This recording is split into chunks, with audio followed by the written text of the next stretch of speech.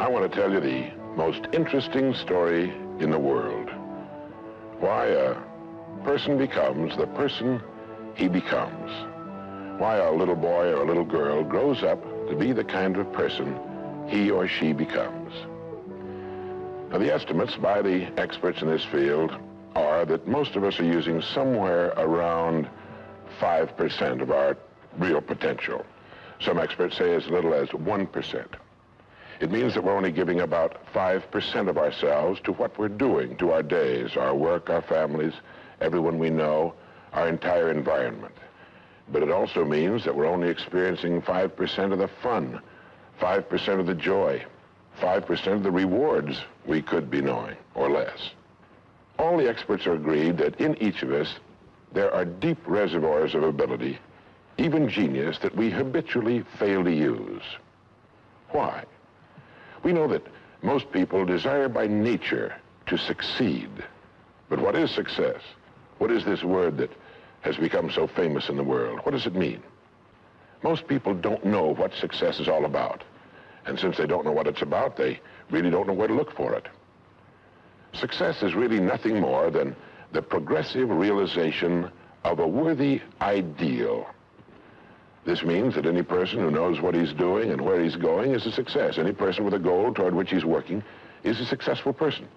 This means that the boy in high school who's working toward a diploma, or the boy in college toward a degree, is just as successful as any human being on earth, because he knows what he's doing, why he's getting up in the morning, and where he's going.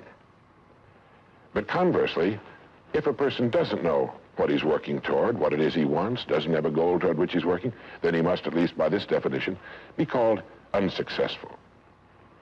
Why isn't then, with this simple definition, why isn't everyone successful? Should be easy. Yet surveys indicate that 19 out of 20, 95% at least, are not. In fact, a survey one time asked thousands of working men why they got up in the morning and went to work, and 19 out of 20 didn't know. 19 out of 20 working people didn't have the foggiest notion of why they got up in the morning and went to work. Under closer questioning, they said, well, everybody works. Well, that would be a good reason to quit. In fact, here's a little rule of thumb you might want to remember. Whatever the great majority is doing under any given circumstance, if you do exactly the opposite, you'll probably never make another mistake as long as you live. Just something to keep in the back of your mind. The problem with most people is that they're playing the world's most unrewarding game. And the name of the game is follow the follower. There's a story about a small town in which there was a jewelry store, and like all jewelry stores, or most jewelry stores at least, he had a big clock in his window. And every morning for years, he'd noticed a working man stop, adjust his pocket watch to the same time as the clock in the window. He'd been doing this for many years, and one morning the jeweler was out in front sweeping a sidewalk, and so he asked the man, he said, tell me, why do you adjust your watch to my big clock every morning? I've noticed you're doing that for years. The man said, well, I'm the foreman down at the big plant. He said, I want to make sure my watch is correct because I blow the quitting whistle every night at 5 o'clock. The jeweler looked at him rather strangely for a minute, and he said, well, that's funny. He said, I've been setting that big clock in the window by that quitting whistle all these years. A very logical thing, but they could have been off 6 months. It was a case of a person just going along with what he thought to be correct without checking his references.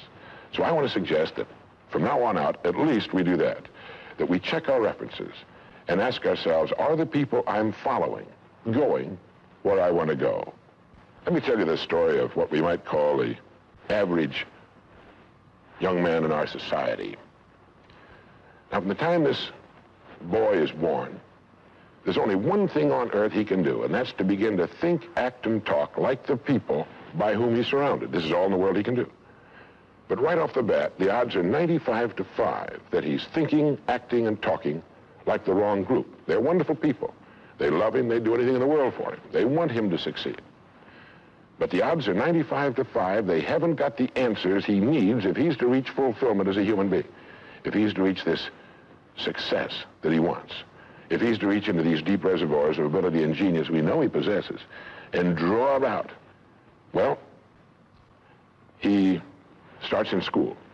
The most important thing to a little boy in school is to be liked by the other little boys in school. And so at this tender age, he begins to follow other little boys his same age who don't know any more than he knows and who do not necessarily have any capacity for leadership. And he does this in the first grade, and the second, and the third, and the fourth, and the fifth, and the sixth, and the seventh, and the eighth, and year after year after year, he forms himself into a composite average of other little boys his age, trying to be like them, trying to do the only thing in the world that's impossible for a human being to do, which is to be like somebody else. Now, let's say he goes all the way through school, usually goes in the military service. Again, he's caught in a vice-like grip of conformity. Now, let's say he's 25 years old, out of school, out of service. What's he going to do? As a rule, he'll go back to his hometown, unless he's married, in which case he'll go to his wife's hometown. But let's say he goes back to his own hometown. He's single. He doesn't know quite what to do. And he's standing on a corner one morning, and a friend that he knew in school comes up and says, "Hi there, Charlie, what are you doing?" He says, "Nothing." He said, "Why don't you come down and work where I work? It's a pretty good place. The pay's regular. We got all kinds of fringe benefits and so on." And so he does. The odds are about, again, 95 to 5 that his first job is taken as a result of random application. On the job, without thinking about it, the most natural thing in the world for him to do is to look around, see how the other guys are doing their job, and to begin doing his the same way, assuming that what is normal for them is normal for him. No reason for this. He doesn't think about it. He just does it. Now, he has stretching in front of him 50 years or more in the golden age that man has been dreaming of since the days of ancient Greece. What's he going to do with these 50 golden years? Well, let's take a close look at him. We know that he works 40 hours a week as a rule. 40 hours a week, which leaves him 72 hours a week when he's neither working nor sleeping. 72 free discretionary hours each week to do with as he pleases. Now, at this point, of course, he's married. He has his little house and his little car. And this is about what he does with his free 72 hours every week. He'll do what the other fellows are doing with their free 72 hours every week, which is virtually nothing at all. On a typical day, he'll quit right on the dot, get in his little car, go to his little house, go in his little kitchen, kiss his little wife, and say, "I'm tired." They've even figured out why he says that. The experts believe that he used to hear his father say that back when men used to get tired working during the day, and he picked it up and he repeats this every night when he gets home. He bolts his little meal and then heads for the living room where he turns on his escape box. Click. Takes 15 or 20 seconds for the screen to light up, a period of time he finds interminable, but he gets through it somehow. Maybe kicks the dog, a thumb through a magazine or something. But then the screen lights up, and he does too a little bit, and there in front of him, he sees people in all kinds of funny old-time costumes, all killing each other at a great rate. One expert has agreed that the average family can see more death and bloodshed and carnage on his television set in a week than Crassus saw when he crucified 6,000 prisoners on the southern road to Rome. But you know how those experts are. He could certainly be off one or two. But he sits there for about 5.5 or 6 hours. 25% of all free time now is spent in front of the tube, according to the latest statistics. Now, there's nothing wrong with this particularly, except that he's watching other people who are earning excellent incomes in the pursuit of their careers, while he doesn't make a nickel. And gets the only two things you can get from watching TV on that kind of a schedule. He gets red eyes and a hollow head. Now, this is not meant to be an indictment of television. I've got a couple of television sets at home, too. I have a couple of cars at home, too, but I don't go home at night and drive around the block for 6 hours. If there's someplace I want to go, fine. My car will take me there. If there's a great program, like a golf match or something like that, I want to see it. But he sits there for 6.5 hours until finally his wife, who's a little more practical than he is, taps him on the shoulder and she said, "Charlie, I think it's about time you went to bed. You've got to get up in the morning, go to work." And he's okay, and he shuts it off. He knows how to do that. He just shuts it off and goes to bed. Next morning he gets up and he does this all over again. He does this every day for 40 years. At the end of 40 years, he's retired, which always kind of catches him by surprise. No one's ever figured that one out either. And then he dies at 85 or 90, the way medical science is moving us along, out of sheer boredom. Well, what's the problem? Is there a tragedy here? Not really, if that's the way Charlie wants to spend his life, our mythical, hypothetical young man. If he wants to spend his life that way, that's his business. He lives in a free society, he can do anything with it he wants. But there's a terrible tragedy here if he's living that way because of the total lack of a decision. If he's living that way simply because he's still doing what he was doing in the first and second grade, and that's going along with the fellows up and down the block on the unspoken assumption that they know how to live, then there's a real tragedy there, because they've never known how to live, not in all the recorded history of mankind. He never finds out who he is. He never reaches into the deep depths of his abilities, his talents. He never learns that he can have just about anything he wants in the world, that he can call his own shots, tell his own fortune. And it's kind of a pity. Well, what's needed? Well, what's needed, I think, is a checklist, like an airplane pilot uses. I think that living successfully is as important as flying an airplane. And here are some of the things that I think should be on that checklist that could help this man live a more meaningful, more interesting, more exciting, more enjoyable life. The first thing that he ought to have on his checklist, in my opinion, is the word a goal. A man without a goal is like a ship without a rudder. He doesn't know where he's going. He then belongs to that 95% that are just living day by day, month after month, like a starfish or an amoeba.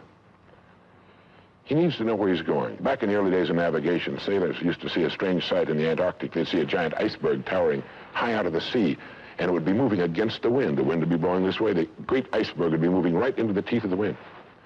And this, of course, frightened the sailors whose ships were powered by the wind, until it was discovered that, of course, only a fraction of the great berg was visible, and that its huge, ponderous roots were caught in the great currents of the ocean.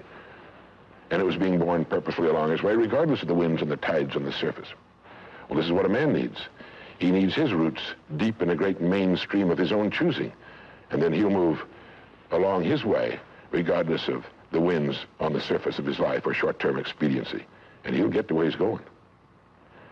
The second word on our checklist might be the word attitude. It's been called the most important word in any language in the world, because it's our attitude toward our world, toward all the people in it, that will determine the world's attitude and all the people's attitude toward us. It's a simple thing. Most of us know it, but we tend to forget it. People will react to us according to our attitude. And our attitude is the greatest gift we can be given. You know, the little creatures of the world were given a wonderful gift by Mother Nature called protective coloring, in which they can blend into their background without being seen. But man was not given this great gift, because man was given an incalculably greater one. Only man has the godlike power to make his surroundings change to fit him, because his environment will change as he changes. A man's environment is a merciless mirror of him as a human being. And if he thinks his environment can stand a little improvement, all he has to do is improve, and his environment will improve to reflect the changing man. Third would be the word think. To think. The highest function of which a human being is capable. It was put pretty well by the great Pulitzer Prize-winning playwright Archibald MacLeish in his great play, The Secret of Freedom, in which he has one of his characters say, "The only thing about a man that is a man is his mind. Everything else you can find in a pig or a horse." It's true. And so if we're going to develop something, this is a good place to start. To think deliberately and with a purpose. To spend a little time each day before a blank sheet of paper with our goal perhaps written at the top, and come up with some fresh, new, and exciting ideas. The next point on our checklist you might call the law of laws. That's what Emerson called it, this great old law of cause and effect. That our rewards in life will always be in exact proportion to our contribution, to our service. We all know this, really. We tell our children in Sunday school that as ye sow, so shall ye reap, but we forget that that's true. If a man is unhappy with his rewards, all in the world he's got to do is find ways of increasing his contribution, his service. It's like the story of the preacher who was driving down a country road, and all of a sudden he came to the most magnificent farm he'd ever seen in his life. It was beautiful. And so he saw the farmer approaching the road on his tractor, and so he hailed him, and he said, "My good man," he said, "God has certainly blessed you with a magnificent farm." And the farmer thought for a moment, and he said, "Yes, you're right, he certainly has. But you should have seen this place when he had it all to himself." And the preacher had his sermon for the next Sunday. He realized that all the farmers up and down that road had been given the same land, but one man had made something great out of it. Well, all of us are given the same land. We're given a human life, and each of us can make something great out of it, too, if we want to. The next point might be simply the word truth. Since everything we do has an equal and opposite reaction, unless what we're doing is based on truth, we're building on sand, and it can't stand. The next point would be R&D, research and development. None of us would want to work for a company or invest our money in a company that didn't have a very viable research and development department. That is, pumping a good percentage of its profits back into research and development because its future depends on it.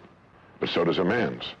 And you might ask yourself, how much of your own take-home pay have you spent during the past year for materials calculated to make you smarter this year than you were a year before, calculated to make you a little better, a little bigger as a human being, to perhaps love a little more and hate a little less and do a little better job than you did a year ago. How much money are you pumping back into yourself and your future? It's worth thinking about. And finally, the strangest secret. At the beginning, I said, what makes a child grow up into the human being he becomes? Well, this is the reason for that. Of course, he's the confluence of a genetic pool that goes back for thousands and thousands of years. His environment has an influence on him, of course. But what makes him become the person he becomes is that he becomes what he thinks about most of the time. It's as simple as that. We become what we think about most of the time. And that's the strangest secret. This is why thinking is so vital. This is why a goal is so important. Because we will become that.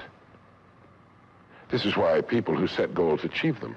The trouble with men is not in achieving their goals. They do that. It's in establishing them. Well, that's about it. I think it's good to remember that if we just go along with the crowd, we won't wind up with much more than the wish that we could do it all over again, and as far as we know, you can't.